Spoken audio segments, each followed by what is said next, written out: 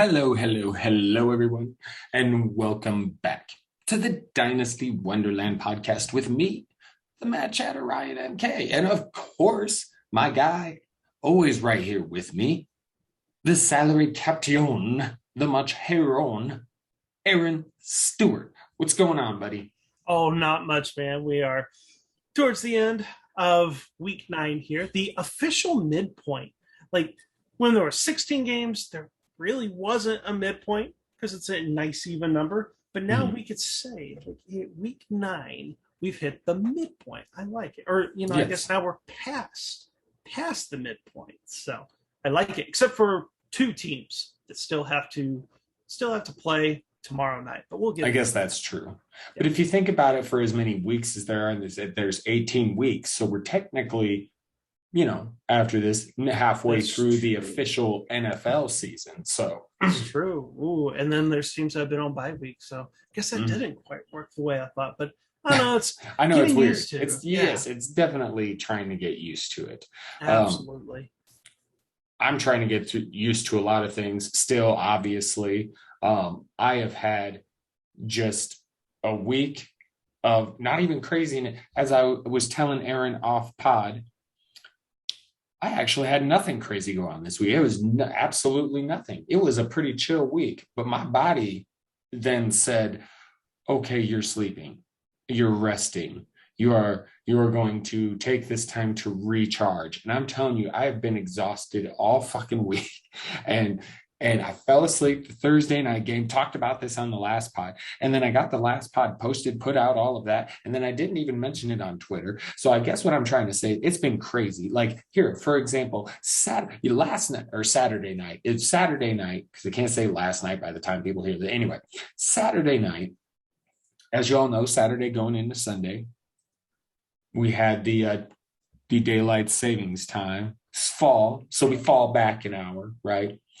And I had wrote my infirmary report, that my piece, I had written that between Friday and Saturday, and all I had to do was, because I've been writing it on my iPad and transferring it to WordPress. Now, Hmm.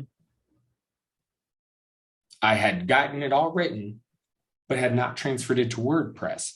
And Saturdays, usually, my boys, we all camp out in the living room, and we were sitting watching a movie. Bam, I fucking fell asleep again, bro. I fell asleep again watching. I woke up, it was like after 12:30. My kids were passed out on the futon, and I'm sitting there like, what happened? And then I'm like, okay, I got to get my shit onto the. So I spent some time trying to wake myself up, and then I get back to the article and I get it on WordPress, and I'm trying to get it edited and all of this. And then I'm like, man, I remember when I woke up, I was like, if I had to spend some time waking up, and then I get on the article, I was like, I'll probably be done 1:32. And then all of a sudden I'm like, is what time is it?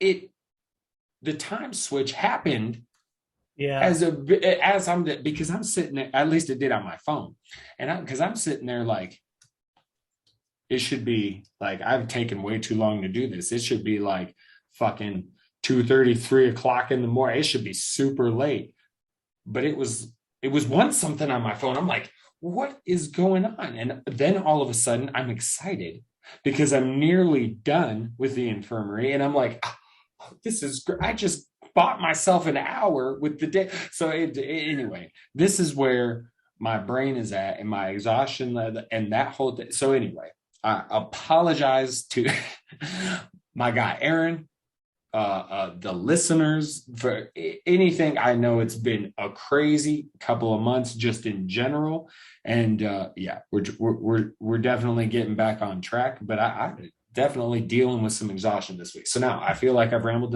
And apologies to Ray Ray, because he's the one that has to edit my articles. Mr. Ray Ray Mars, you can follow him on Twitter. He's the fucking man. And yeah, Friend of the show too. A friend of the show. We've yes, had him on. Such a great guy. And yes. Former professional wrestler. I shouldn't say former. just inactive, I think is the way he wants it put. But yeah, he's the shit, and I feel bad because I feel like I've not been on my game with the articles or the podcast really. And even last week, my miscellaneous debris podcast, which is my non-sports podcast where I rant and rave about anything and everything, you can find that at the same place as you find this. Had to just cheap plug right there. I have to do it, but that one, even I was like, I got done recording that, and I was like, that fucking podcast was good. That was a good one. I always feel like if I've done a better, episode, and I felt like that will, and even that one, I didn't get it like promoted or out on the Instagram like I should. Like I was just slacking, but I was just so goddamn tired. Okay, so I'm done. I spent way too much time on that, but I just, I like to be transparent, and shit's just been wild, and it's no excuses or anything, but it's like shit. I was finally happy to have a week where nothing crazy did happen. And then I was just so goddamn exhausted. But I hope your week was good, Aaron. I know you've been a little tired too, man. Oh yeah. Great week. And then the tiredness only comes from, the time change occurred while I was sleeping. And so so my body was ready to go to start the day at 4:30 in the morning, and it was just no going to sleep. The body's like, nope, this is when we normally wake up, and it's well, extra apologies then for all my rambling. Let's go ahead and get right into it. Let's my man. Do it. Sunday night football. I gotta say right off the bat, dude. Before I'm gonna let you take it right after I say this, because I was kind of wrong about the Titans. I mean, I got to admit, I was worried they were going to have issues. Obviously, they were going to have to change up their offense. My question with the whole thing was, would they be able to? Because they're kind of built to be what they are with Derrick Henry, and it didn't seem like you try and get out of that. They've had a lot of success, so I wondered how it would go, and they played well tonight. I mean, Tannehill only threw for $143 and a touchdown. I mean, but they got the job done. Fantasy wise, there's nothing overwhelming. I mean, Jeremy McNichols, who everybody, who a lot of people thought, okay, here we go. Maybe he gets a chance. Well, there's a whole lot of Adrian Peterson, even some Donta Foreman. So, it was kind of ugly. Not super special fantasy wise, but they got the job done, and I was wrong. They can make it work, and I'd like to see if they're going to roll the passing game. Let's get some more production out of AJ Brown and Julio Jones. But you take it from there, man. What your overall thoughts? Absolutely. First thing I'll say is just excellent win for the Titans. Like that's a difficult game. That was a win on the road against the Rams. Like that's the most impressive thing, which the Rams, if I'm not mistaken, I think both losses this season, and I'm verifying, both losses have been at home, of all things. Like it's so very, very interesting. In both losses, they got thumped pretty good. Yeah, because really the final score does not at all reflect like how close the game I was gonna say how close the game was, but it wasn't. But how much of a lopsided game it was. Right. Like it was 28-16, but the Rams had a touchdown like with 40 seconds to go. That didn't really matter. It really didn't. No, it was pretty much domination from Tennessee. Right. And I'm looking at the Titans stuff. Right. It's like from a fantasy perspective, because you have, and we knew that there would be a committee to replace Derrick Henry because there really isn't any running backs in the league. I would say that there is zero that can do what Derrick Henry did in terms of being able to get 30 carries in any given game. Some people will say AJ Dillon. Right. And Dillon's a big old boy. I think AJ Dillon will be good, but I don't think Derrick Henry is totally an enigma, Exactly. What we couldn't have predicted was that, AP and McNichols are going to both get work on the ground, but here's a little bit of Donta Foreman to just mess things up even more. And look at the receiving line, because we know that that's where McNichols would separate himself from Adrian Peterson and presumably Dante Foreman as well. And there was 3 catches, which that's honestly for a running back, if you're getting 3 catches, that's not bad. It's just Right. the yards weren't there. The yards weren't there for anybody. It is so funny because I'm looking, I'm like, who was the big performer on offense? There really isn't any, which makes it just that much more impressive. They had the pick 6, and for the Rams, like honestly, they scored 3 field goals for 59 minutes and 30 seconds of this game. Very disappointing performance of the offense. I'll say Cooper Kupp gets bailed out because he caught 11 passes that went for 95 yards. And in PPR, cool. Like you got 20 fantasy points from Kupp and he didn't score a touchdown. That's remarkable. And Robert Woods had a respectable performance too, just barely missed 100 yards as well. So he put up just under 17 fantasy points. The running back, I guess the interesting takeaway was, I know Henderson had an ankle injury.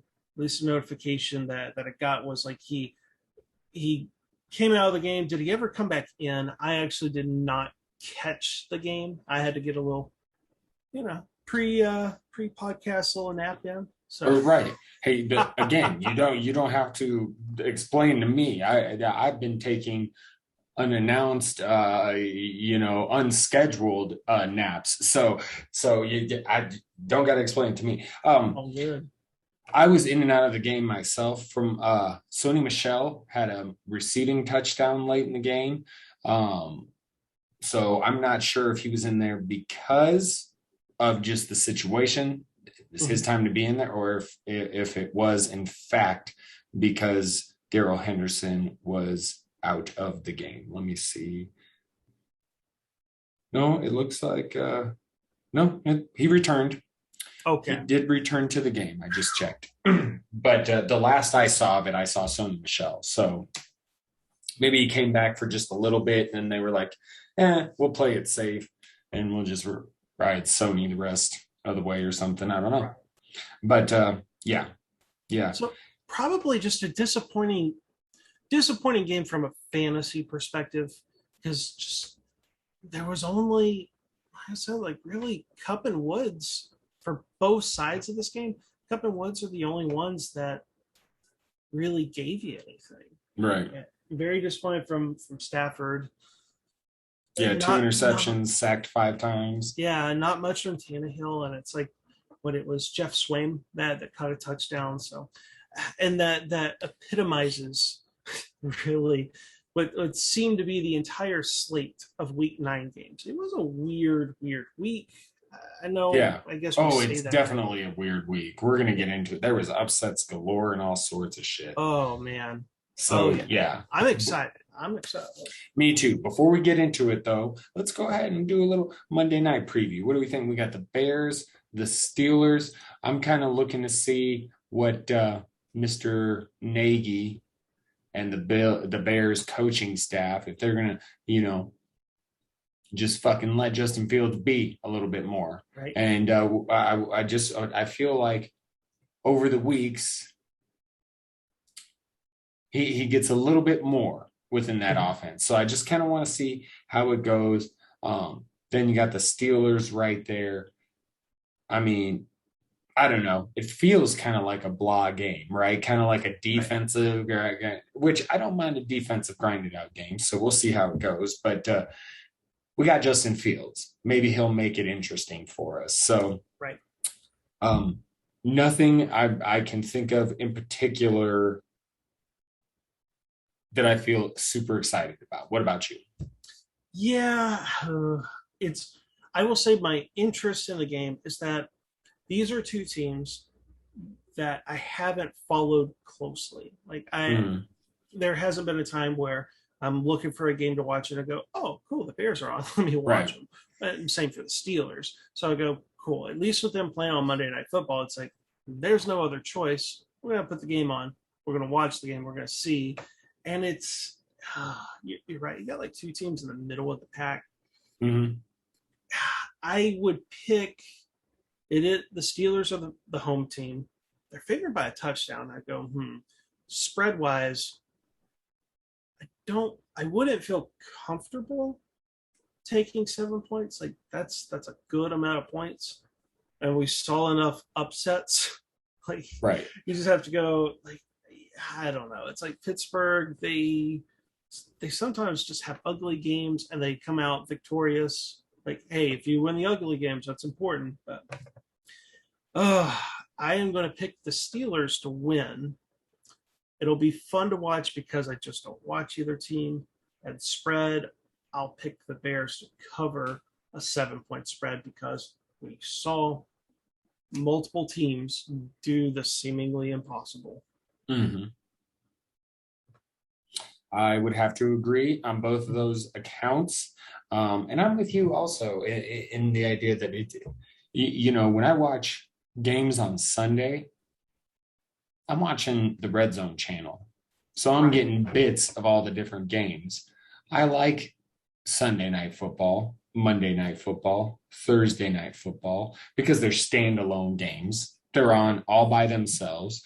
And it's the opportunity to watch football in just that one singular game. So it's my chance to kind of check out teams and kind of pay more attention to them. And so that I haven't really got to, I've just seen bits and pieces of Justin Fields. So I'm kind of excited to sit and see how he looks. And then, see what the Steelers offense is going to do. But I do see how this could be a little more of a defensive battle. But I'd have to go with you again on Bears on the spread, Steelers on the win. So let's get into off with their heads. Let's do it. Go ahead and start it off, my man. Who do we got this week to top your list for disappointments? This one breaks my heart. But off with his head, DJ Moore. But it's not his fault. It's not DJ Moore's fault. No. Even though he went for 3 catches for 32 yards, 32 scoreless yards, and 7 targets, you know whose fault it was? Hey, Darnold. Yep. And what I would say to Darnold is, hey, Darnold, screw off. Just screw off. This is a Darnold performance. He completed less than half his passes for 172 yards and 0 TDs. He had those 3 receptions to DJ Moore. He also had 3 completions to the other team. I'm surprised he didn't get benched in this game. Like there was back-to-back drives in the second half that he threw interceptions, and he was under 100. He was under 100 yards. He was under 80 yards with the second interception of his game. And then the third interception, he may have just barely surpassed 100 yards. It was like the perfect time. And they've already done it with PJ Walker. And because I am very harsh on Sam Darnold, I'll also say he did come into this game dealing with an injury. And on one hand, you respect the heck out of a guy that's playing through an injury, but also it's like if you can't play because of the injury, play at a professional level, just don't. You are doing more harm to the team than good. And then my little fun fact on this game is, so last week, Tampa Bay beat New Orleans. This week, New Orleans beat Atlanta. And 2 weeks ago, Carolina beat Atlanta. And Carolina hasn't played New Orleans, so by that math, Carolina is first place in the division, right? They might be. I don't know. That'd be crazy. Right, based on the matchups. Now, obviously, for the listeners, Carolina's not first place in the division, but you just have to love how division football plays out, where all those divisional teams, they just beat up on each other. It's so fun. But yeah, that's my first off with their heads, DJ Moore, but it's not his fault. How about you? What's your first off with their head? First of all, Tampa Bay is still first in the NFC South. Right. Yeah, I was just kind of poking fun at how they're all beating each other up. Okay, I missed that. My bad. That was over my head. So it was no a off circle with my head. It was a divisional circle of Tampa Bay losing to New Orleans. New Orleans loses to Atlanta. Atlanta loses to Carolina. And Carolina hasn't played Tampa Bay. So, yeah. I did. Honestly, I have Darnold on there on my list as well. So much for the Darnold bounce back. And so all I'm going to say is, while I agree that, okay, he was playing a little banged up, I would say most dudes are dealing with something at this point in the season, and he's just gotten worse and worse and worse. And I thought, okay, maybe with Christian McCaffrey returning, when he returns, maybe, Sam Darnold can get back to at least respectable like he was early on in the season. And this was fucking awful. 3 interceptions, a lost fumble, 4 fucking turnovers. Like it's just, and it just, you got to wonder, these teams, Denver, Carolina, what the hell were you thinking? Not grabbing one of these young quarterbacks, but whatever. So let's just throw it back to you. To add on to that. I was really a proponent of, let's see Darnold out of New York, away from Adam Gase, good team, good offense. And it started out looking okay. And my feeling was, well, he should get better as he gets more comfortable. And things have gotten worse. And yes, he was without Christian McCaffrey, but not even CMC could save that motherfucker today. So that's what I got. But you can go ahead with your next off with their heads. Yep. And one stat I wanted to pull up because, I like to find these fun stats. So weeks 1 through 4, Sam Darnold was QB 5 in fantasy points at the quarterback position. Not surprising because he had all those rushing touchdowns. And since week 5, so week 5 to week 9, he's played in 4 games. 5, 6, 7, 8, 9. Yeah, and so I don't know if they've counted.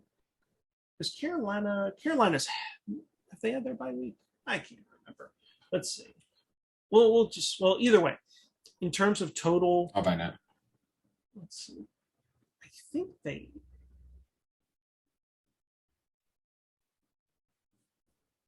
I don't know on this one, but I don't think Fantasy Pros has updated this. So going into this game, I don't think Carolina's had their bye week. So week 13.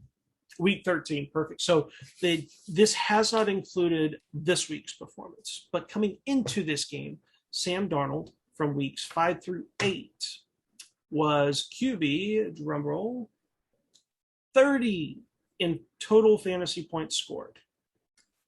And he was averaging 10.1 fantasy points, and there's no way he scored double digits this game.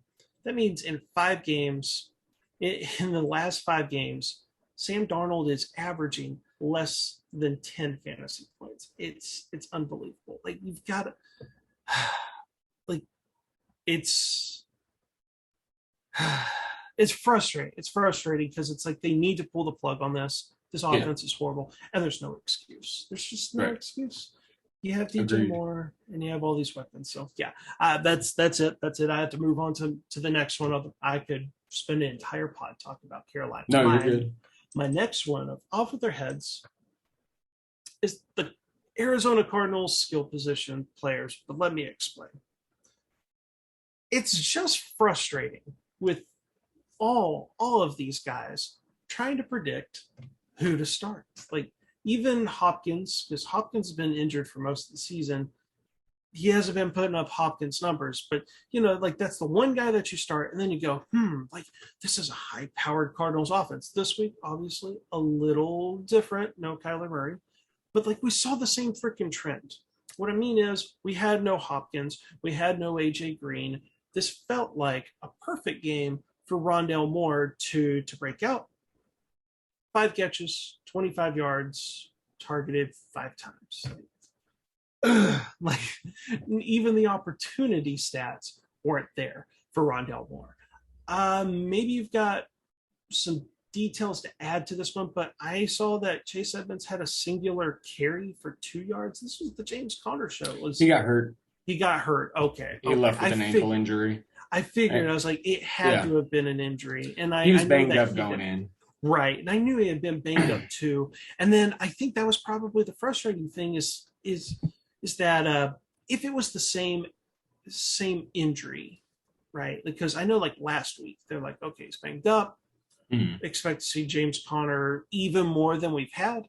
And then Chase Evans still out there playing a lot and getting meaningless running back touches late in their game last week. Right. I was like, okay, cool. Like Edmonds is fine. So just it's when I say off of their heads with those guys, it's just I always guess wrong. And maybe that's where it's just the frustration of I'm so tired of trying to guess who's going to do well because I always pick wrong. I think that is the issue with some of these off. It's kind of like I've talked about Cleveland. There's a couple other offenses like this where they spread it around so much. There's just like who is really truly reliable for fantasy purposes, you know? Right. And I do feel like the Cardinals are another one of those teams. So yeah, it's a weird one. But I'm going to talk more about the Cardinals and actually the Browns later on as well. But I'll get into, unless you had anything else to add. That's all I've got. I'll get into my off with their heads, and then we'll move on to the observations. Now, this off with their heads is for what happened in Jacksonville. Because holy shit, Buffalo. Wow. Josh Allen got destroyed by Josh Allen. And what I mean to say is, Josh Allen was intercepted by Josh Allen. Josh Allen was sacked by Josh Allen. Josh Allen recovered a fumble lost by Josh Allen.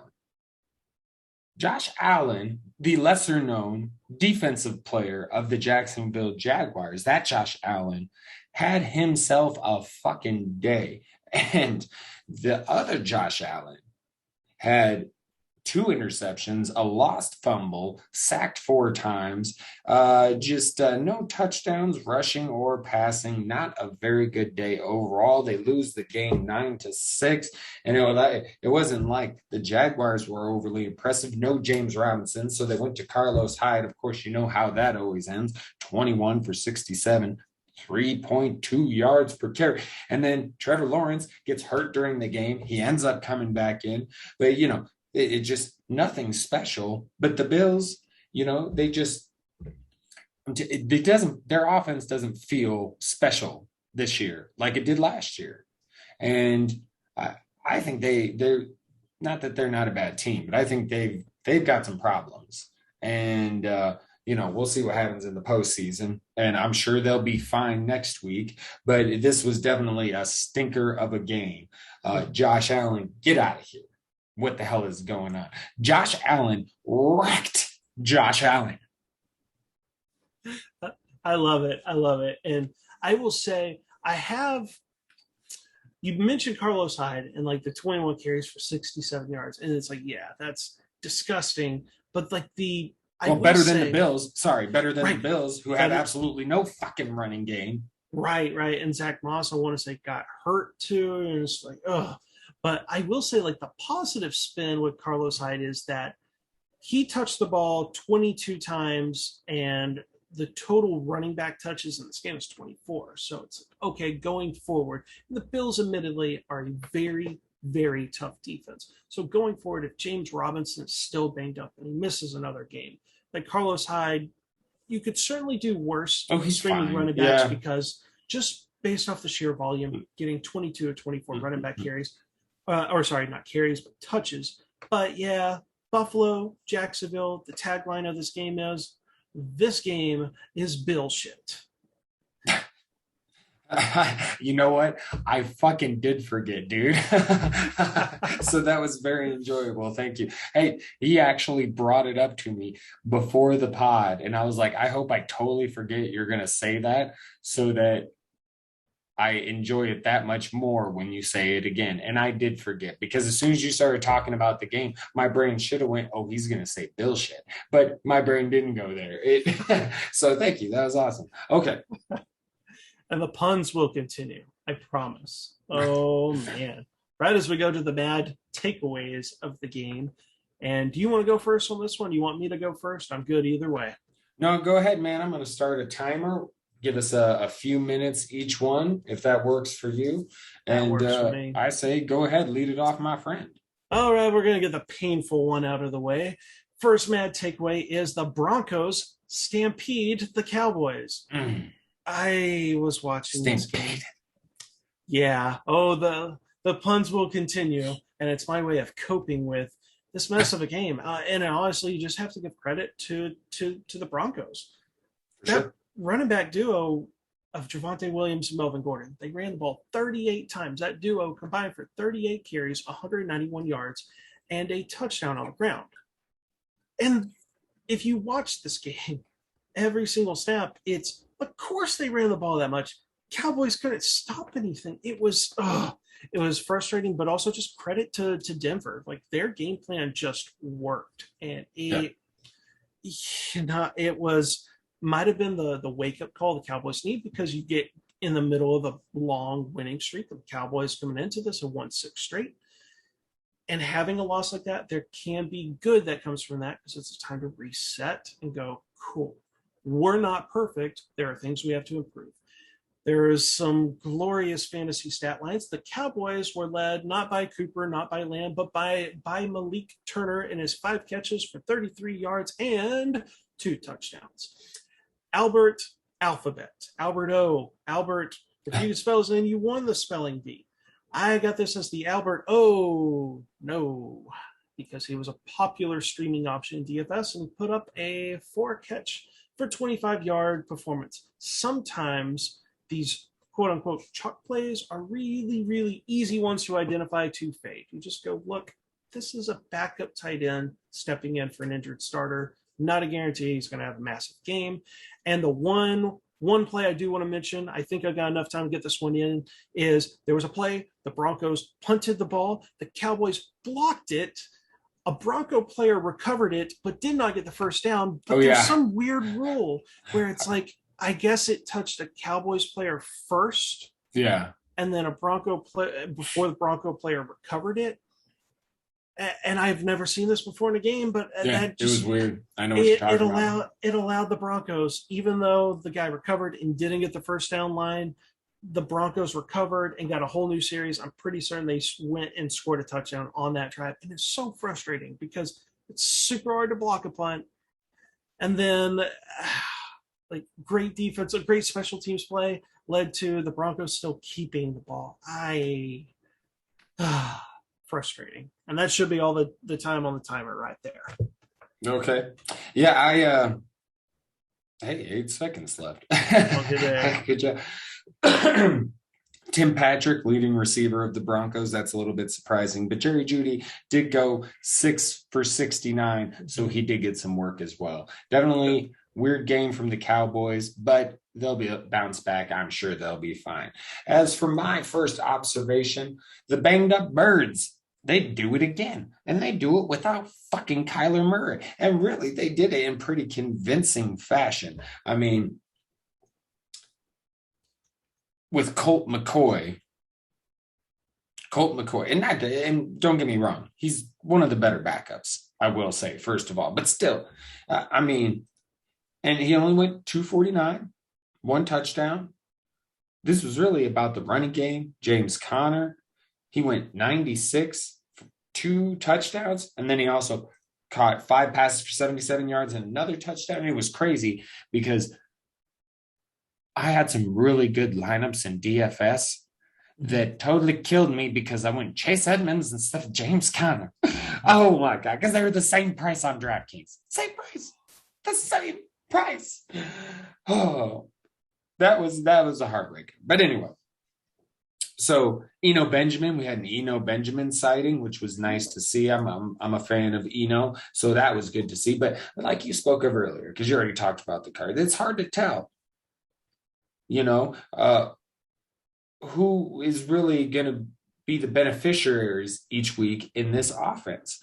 Because this week, Kirk had a solid game, 6 for 91, and then James Conner right behind him. But yeah, Rondale Moore didn't do much. Zach Ertz didn't do much. I mean, so it's just going to be hard to tell. And I do think there's just some offenses that spread it around so much. Kyler Murray did it when he was behind center, and it's just how they roll. Right. And on the other side, I do want to say, good to see George Kittle back and kicking some ass, 6 for 101 and a touchdown, and then Brandon Ayuk, a little bit of an Ayuk sighting. 6 for 89 and 1. It's good to see. Good to see. Look, I really don't like this 49. There is something about me that have bothered them this year because there's just so much praise gets leaped upon Kyle Shanahan and the front office and this and that team is so talented. But yet, as I've spoke about before, you look at the football side of it, they have one winning season. And other than that, it's like, show me something. And here is another year where I'm going, show me something, And then even fantasy wise, it's like, okay, if they get Kittle back, maybe we can start to count on him. But, Elijah Mitchell has been nice, but there's no telling how long that lasts. With the way this running game works in San Francisco, and it just, you got Jeffrey Wilson coming back. Anyway, that's what I just feel like San Francisco is a bit of a mess. I have a hard time trusting them, other than maybe some George Kittle. But they just feel, I don't know. There's just something about them I'm not really digging. And yeah, on the other hand, cards keep rolling even without Kyler Murray and DeAndre Hopkins. So yeah, there you go. Moving on. Anything you want to add to that before you hit your next observation? Go ahead. I think this game, the one quick thing I'll mention is kind of like Cooper Rush last week. It shows why you should have a capable backup quarterback, for sure, because if your team is well built, like the Cardinals, like the Cowboys, a backup QB can come in and keep the ship afloat. So great win for the Cardinals on the road. No starting quarterback, no star receiver to get a win, get any type of win, much less a 14-point beatdown of a divisional rival. Yep. I applaud the Cardinals. I don't even think the game felt that close. Like San Francisco didn't feel like shit all day long. So I don't know. But yeah, keep going. All right. So the second one I've got, a little tagline here. Do you love your Mahomes? Oh, Kansas City and Green Bay. The reason I pose that in a question is that was a rough game. You talk about like DFS, Kansas City. What's going on with the offense? Because I play Tyreek Hill. I feel great about it. I feel just great. And Tyreek Hill gets outscored in PPR formats by Randall Cobb. And you look at both quarterback stat lines. Like the Jordan Love was a popular streaming option, right? Because he's so dang cheap. But Green Bay, doesn't. They run the ball so dang much. They run the ball when they had Aaron Rodgers. And I think this game kind of proved me right. I was like, yeah, like they're going to come in and they're going to double down on the running game. And they did with Dylan and Aaron Jones. So there was a really easy prop bet on underdog. There was like over-under passing yards for Jordan Love at 246.5 yards, give or take 2 yards because that thing fluctuates. And smashing the under on that was so easy because Aaron Rodgers on the season was averaging 233 yards passing. They're going to run the ball more. That's because that's what they're going to need to do. And Jordan Love's coming in. Also, Kansas City defense in DFS, because they were like dirt cheap, 2,300 was an easy pick to stream on that one. Because their home team going against a backup quarterback, cool. But I say all that, Jordan Love, his box score stat line outproduced Patrick Mahomes. Yeah, you take away that interception, and it's a better game than Mahomes. I mean, it's crazy. And it makes Green you Bay's go, defense played a really good game, but right. still, Kansas City, there's something off. I know, and that's my last point on this one is what is wrong with Kansas City? Like it is it's so weird. Like we know they have defensive problems, but then we go, what the heck's going on offense? Oh, it's a bad omen. Like you get the win. Winning the ugly games is important. But geez, Louise, like they don't look like a playoff team. They You got don't. anything? You got No. anything to add to this? Um, no, I don't think so. I mean, I think I was kind of excited to see what Jordan Love would do. And I don't think it was, I think people are going to look at it as pretty terrible, but I don't think it really was because, again, you look at it realistically, you take away that interception, it's, I think that to me, it probably says more about the Chiefs, Right. Like we said, they're just not that impressive right now. Something feels off. Something feels wrong with them. And it's making it real hard to trust those guys fantasy wise, like seasonal leagues, dynasty leagues, like you're not going to not play Tyreek Hill, but it might be starting to consider like, hey, maybe this Chiefs offense is not something you should be so strongly considering.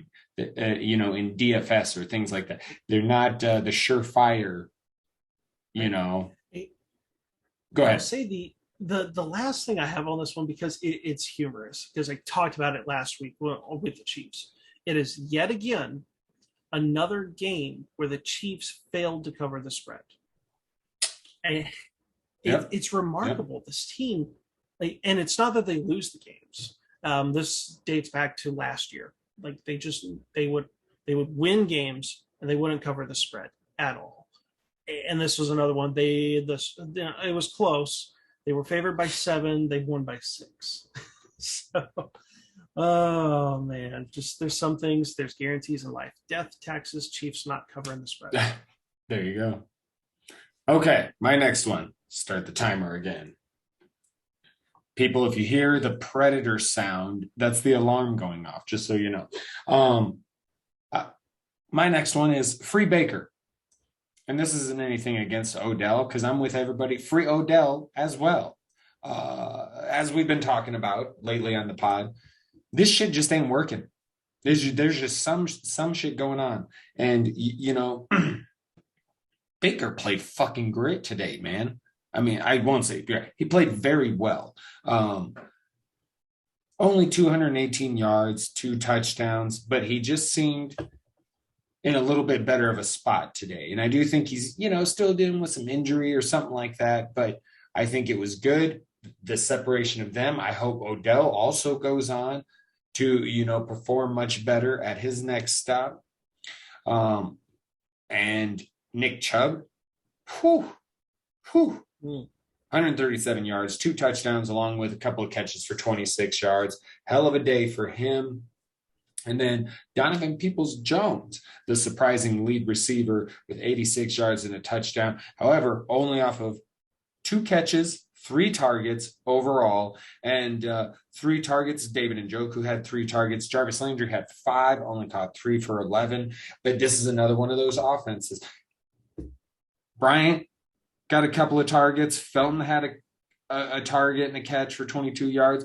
I mentioned Njoku, Anthony Schwartz, Austin Hooper. Like, there's a lot of people that are getting targeted here. So that kind of spread the wealth in Cleveland too. But that offense played really well. And another bad game from the Bengals. Burrow didn't have a very good game. 2 interceptions. There were some moments where they were moving it down, but they could just – this was the Browns game, really, from beginning to finish. And it stinks because I was all, who dey, them Bengals, I was kind of excited about them. And then they get thumped by the Jets and then here against the Browns. So we'll have to see how they respond after this. But this is definitely a couple of games because it's not doing any good fantasy-wise. Jamar Chase, 13 targets, only 6 catches for 49 yards. And so this is if you had Joe Mixon, you were fine because he got you a couple touchdowns. But other than that, not a ton from the Bengals offense today. So, that's a bit of a bummer. But it was nice to see Baker and Cleveland play well.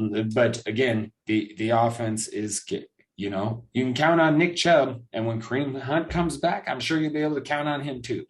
But receiver, it's probably going to be a different leading guy. Maybe it's Peoples-Jones, maybe it's Landry and Njoku. Who knows? So, yeah. Yeah, and this, the only thing I'm going to mention, it's not even fantasy relevant, but that division with the Bengals losing, they're 5-4. Browns winning, they improved to 5-4. Mm-hmm. The Steelers are 5-3 going into Monday Night Football. And the Ravens won. So all four teams have winning records. That is, I'm curious on this midpoint of the season and all four teams have winning records. I wonder if that's been done before, this long. Yeah, I don't know. I don't expect it. It can't keep up. But yeah, this was a pivotal game just because we talked about it with the Jets and Bengals. We're like, okay, that loss is going to do one of two things. You either bounce back and take care of business at home, or it starts a losing streak. So Cincinnati is worth watching because we were getting super high on Cincinnati. So they were 5-2. They were looking good on offense. Now we're going to see. That's when a team faces some struggles. That's when you're going to see, okay, this team can face that. I lost the words, but when you have the obstacles, are they going to overcome that? Mm-hmm. That's usually a sign of a playoff contender. If not, the Bengals are who we thought they were for the past decade. I think that I would say they're a little past that, but they're definitely they might not be doing much this year if they can't rebound quickly. So, but continue on, my friend. Your next observation. Next observation is for the Chargers and Eagles game. It's just in time, Herbert. So, Herbert coming into this game the last couple of games has been less than spectacular, to put it nicely. He has not been good at all. Crap. It's been crap. And the Eagles have been not a fantasy. Well, and the Eagles have not been a fantasy friendly matchup for quarterbacks. But sometimes you just go, look, when things don't seem right, you have to kind of dig into the numbers there and you go, Herbert's a stud quarterback. This Eagles defense, I was like, I think the numbers might be a little skewed here. Because the Eagles have not been a good team, so teams haven't been passing as much. And Herbert, with a massive game, completes 32 of 38 passes for 356 yards and 3 total touchdowns, 1 on the ground. Mm-hmm. Keenan Allen is the Keenan Allen of old, and it came at the cost of poor Mike Williams. Oh, man. And my tagline on this is, I don't want to be like Mike. I don't think Mike Williams wants to be like Mike. He doesn't want to be like this version because, it was a group conversation in my home Dynasty league. What's going on, Mike Williams? I'm like, well, look at the stats on this one. 2 catches for 58 yards. The depth of target there, it has seemed in recent weeks that Mike Williams' role has gone from playing more of that the Michael Thomas role in New Orleans, where more like low average depth of target and fed a lot. And that's what Mike Williams was getting at the first part of the season. And these last few games, it seems that he's getting the deeper targets. It's like, oh no, that's not what we want in PPR. We don't want the deep threat. For football, cool, big splash plays, but it is a trend at this point. And it's a discouraging one because what seemed to be a very promising fantasy season is going to fizzle out. And my last takeaway on this one was Kenny Gainwell. 2 carries, no targets. Was he injured? I did not catch this game. at all. At Mm. all. They didn't like it. It rarely showed up on red zone when I was watching because Howard and Scott both got double-digit carries. Yep. I didn't see Just like or last hear week. anything. It was I just like mean, last week. just like last week, those were the guys. So No, I don't know. no injury for Gainwell. So I don't know what to. The fear is the popular comparison for Gainwell, a pro comparison was Naheem Hines, and Nick Sirianni came from the Indianapolis Colts. Yeah. And if he is playing the Hines role, that means it doesn't matter that Miles Sanders gets hurt. Correct. It doesn't matter because his Gainwell's role is completely unrelated to it. And that just means you're never going to know when to start. Super frustrating. Yeah, because I'll just add a little bit because if you look, it's Jordan Howard had 17 carries, Boston Scott 10, Jalen Hurts had 10 himself. I mean, he only threw 17 times, 162 yards. So it was heavy on the ground. And yes, Gainwell, no injury, 2 carries. He didn't even get any passes. So I mean, he's just, it is what it is. It's odd to all of us. But that's 2 weeks in a row, man. That's how it's going. So it doesn't make sense. But hey, Jordan Howard, 71 yards and a touchdown. I mean, over 4 yards a carry, not a bad day. And I was never a Jordan Howard fan. So, but not a bad day. But what I did want to say is rough game for Austin Eckler. Speaking of the running game, but Devonta Smith. 6 targets, 5 catches, 116 yards and a touchdown.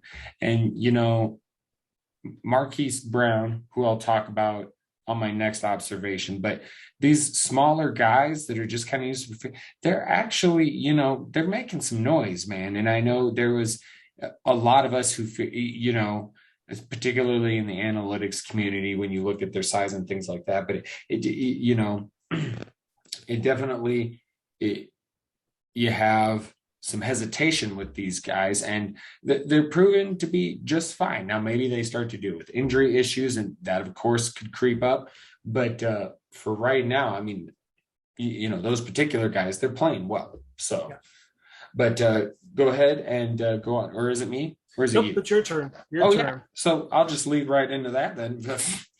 Marquis Brown had a good day. I keep waiting for a bigger day from Rashad Bateman, but he is truly playing second fiddle in the passing game right now. We're really third fiddle because you got Mark Andrews in there. Marquis Brown, 12 targets, 9 catches, 116 yards. And that's what I'm saying. These guys, they're getting it done. They are getting it done.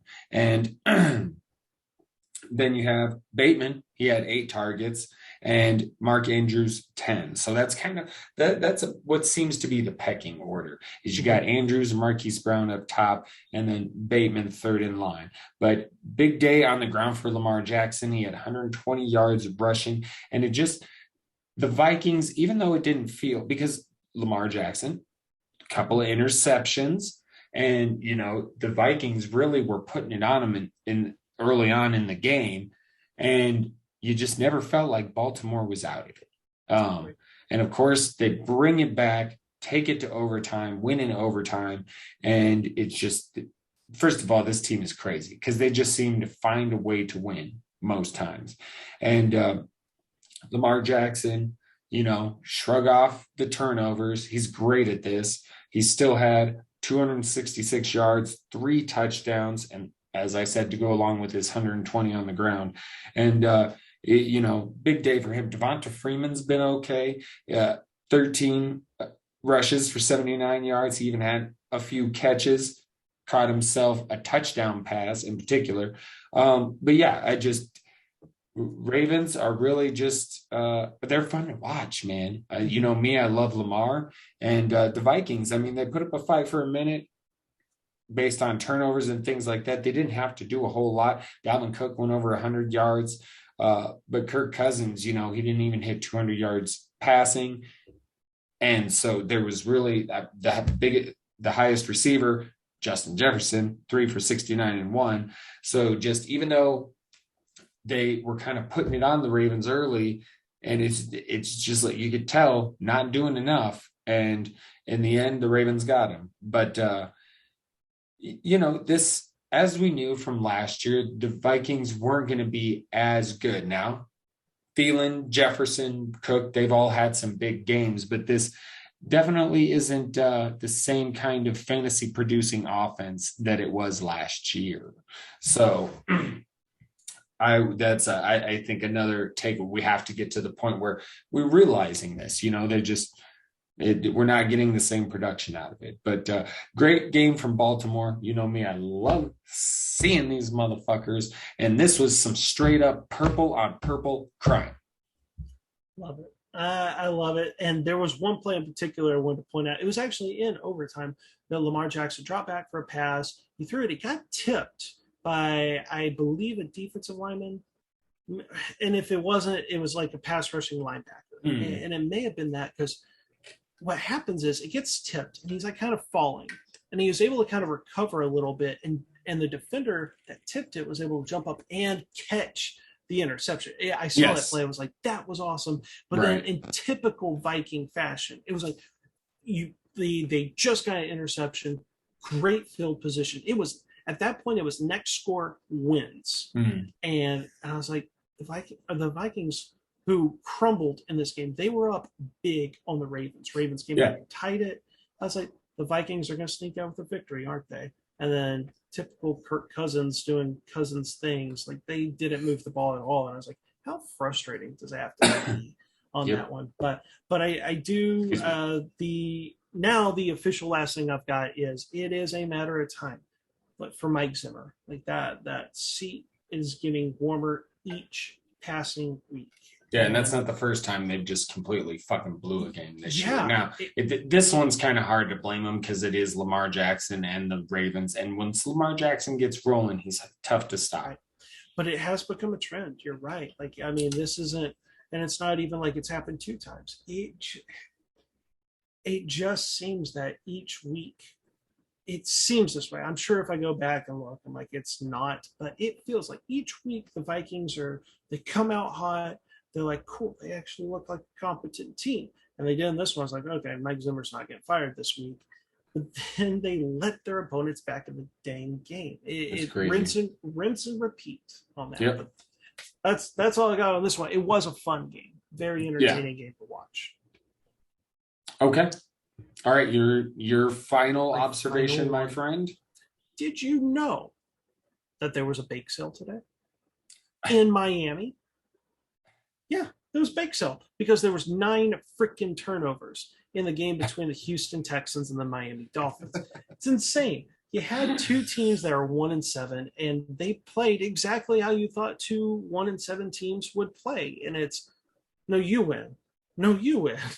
Of course, the Dolphins have absolutely like nothing to lose for, I guess. I don't know if that's really like a saying, but they obviously don't own their first round pick. I mean, the Eagles are sitting there going, we're rooting for Houston. And I mean, the final score says it all, 17-9. There was 4 field goals. 4 field goals, 9 turnovers. I'm gonna double check on it. I want to say Miami scored 2 touchdowns, and it just the game makes you want to take your thumbs and do the mountain scene, and just push your eyeballs to the back of your skull. The Dolphins may have been the winner of this game, but we, the viewers, were the losers. The one positive performance that came out of this was Mr. Jalen Waddle, as the only wide receiver left in Miami, 8 catches for 83 yards.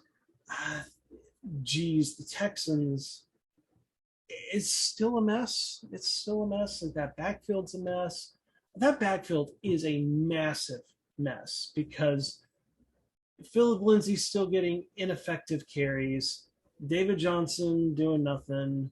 Scotty Phillips got hurt. Rex and Rex Burkhead. So it is the worst of the worst running back by committees because for sure it's sometimes usually a 3 running back committee. This one was you got a fourth guy involved. Ah, my goodness. And you obviously, and it's a bad team and a bad offense. You just avoid all of the running backs. But it's Brandon Cooks is the only guy that you could start, but you even have to kind of pick and choose. Like he did have 13 targets in this game, but Tyrod, I wonder I wonder if they go with them next week. Like this was honestly I don't know, man. This was the perfect game for Tyrod Taylor. It sure fucking was. I want to say I mentioned on the last pod, Miami coming into this game was the only pass defense allowing over 300 passing yards. And I straight talked to him about him in the infirmary. I called him Ty God Taylor, like they used to call him back in Buffalo. And this he threw 3 interceptions, and it's like that one in the end zone. If they wanted interceptions, they could have just continued to go with Davis Mills. Like right. And you do wonder. I don't think you pull the plug yet, but geez, like I did sit there and go, well, this was kind of what we were afraid of. Like because Mills was, I would say, as a rookie third rounder, he's done what you would expect a rookie third round pick to do on a team like that, and has shown some things, and definitely had a couple of games where you're like, oh, like that wasn't too bad, but for sure. But yeah, Tyrod, what are you doing, man? I know first game back, but geez, that the interception in the end zone was just egregious. Yeah, so bad. All right, bring us home, brother. Okay, my last one after the purple on purple crime, Battle in the Bayou. And this was Atlanta, New Orleans. Let's start the timer. And yet again, what the fuck are the Saints? They lose at home. Hard to lose at home. It's a very noisy building, that place. Yeah. But Trevor Siemian wasn't bad. I mean, 249 yards, 2 touchdowns. Alvin Kamara did his thing. Leading receiver, leading rusher. Mark Ingram did get some action. But man, this is another team. Balls spread out. Traquan Smith, Deontay Harris, Adam Troutman, Kenny Stills, Marquez Callaway, Mark Ingram got 5 fucking targets. So, this is another team where it just spreads it around. You're not, I don't know. It's tough to say where the fantasy points other than Alvin Kamara are going to come from. And then the winners of the game, the Falcons. I mean, Matt Ryan is playing well. I mean, he's getting up there in age. He's not the same dude he used to be, but he is playing well. And today, 343 yards, 2 touchdowns, and really star of the show once again, Cordero Patterson. Didn't do a whole lot rushing, but 126 yards receiving. And of course, Kyle Pitt, 3 for 62. He's going to get his work. And then I got to mention my guy. This has been my guy forever. Olamide Zaccheaus, only 58 yards, but 2 touchdowns. That was really, really good to see. I'm a fan of that dude. So, yeah, it's just that division. Yes, the Bucs are up there in the lead, but the Falcons are playing good enough. If they keep it going, they might be in the mix for that wild card. So make it interesting. And again, the Saints, I just don't fucking know. I just don't know. Like, you're right. And the Saints, they did almost pull off a miracle. They did. Like I saw them take. They took a late 25-24 lead. They scored 22 of their 25 points in the fourth quarter. And I was like, oh my gosh, Atlanta is going to crumble, and all the, you could do all the Falcons, Patriots memes that you want. Right. And to Atlanta's credit, they were able to calmly march down the field. I want to say the touchdown came within a minute, because usually when I say a team came back and won that, it was like with 1 minute to go, the Saints took the lead. They had the failed 2-point conversion. You're like, oh no. And then sure enough, they 5 plays, 64 yards in a minute. Props to Atlanta. Like that is tough to do. And yeah, that was crazy. They scored 3 touchdowns, the Saints did, in 7 minutes of game action. Yeah. It's like, man, that's great. Where was this the rest of the game? Right. It's almost a microcosm of their season, where they just have moments of like, what the fuck is going on here? And then moments of, okay, there you go. Right. There you go. So they resemble some of the Saint offenses of old. But yeah, it's very confounding to me, this team. And an interesting thing is just the Taysom Hill. Like, you sit there and it's paid so much money for him. And it would seem to be the perfect time. Like, I don't know. I guess really, and this is me, I fell for the narrative for many years. I've kept going and kind of planting my flag and going, no, like, it's not that I really think that Taysom Hill's a great quarterback, but I'm like, the coach, the front office, like I've followed the moves more than the words, the actions more than the words.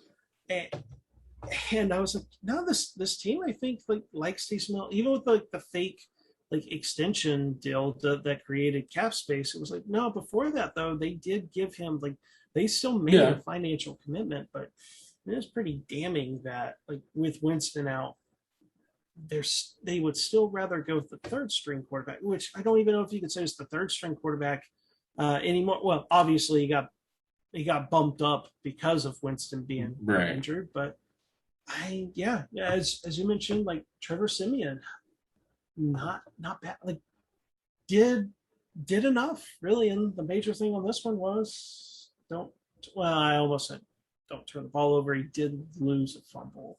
He didn't throw interceptions. But we'll see, though, with the Saints losing, they may go, okay, is Siemian our quarterback? Do we get Taysom Hill a shot? I don't know. It's still going to be a mess. But the initial sign on this one, the fact that Taysom Hill, he had a carry. Yeah, they just didn't really utilize him much. It's just weird. Yeah, it's super weird. And this is the last I'll say on it, but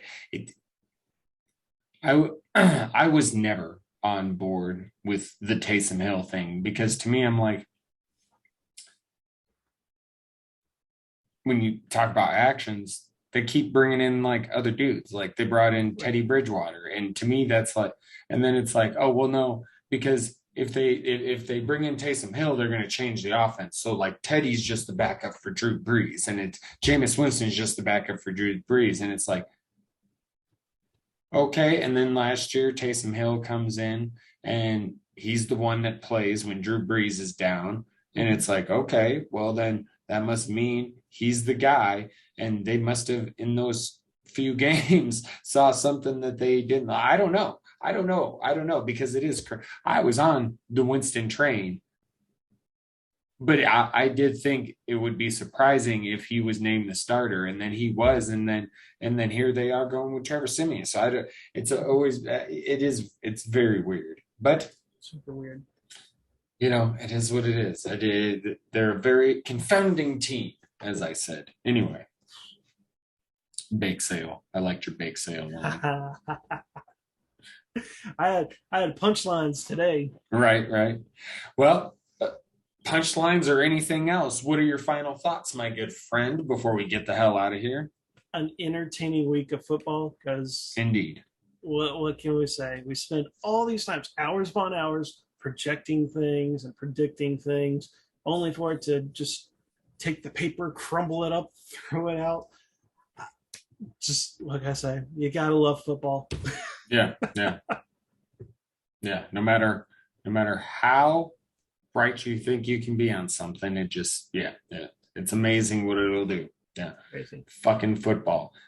I watch the Levitard show or listen to the Levitard show, and they say that all the time. Just because football, it's football. Like football. How did this happen? Football. That's how. All right, we're getting the hell out of here. Don't forget to like, subscribe, all of that good stuff. Rate, review, blah, blah, blah. From the salary captain and myself, the man China. We will talk to you people next time, which is really tonight, tomorrow night, Monday night, after the game. Until then, ta-ta for now. Laters.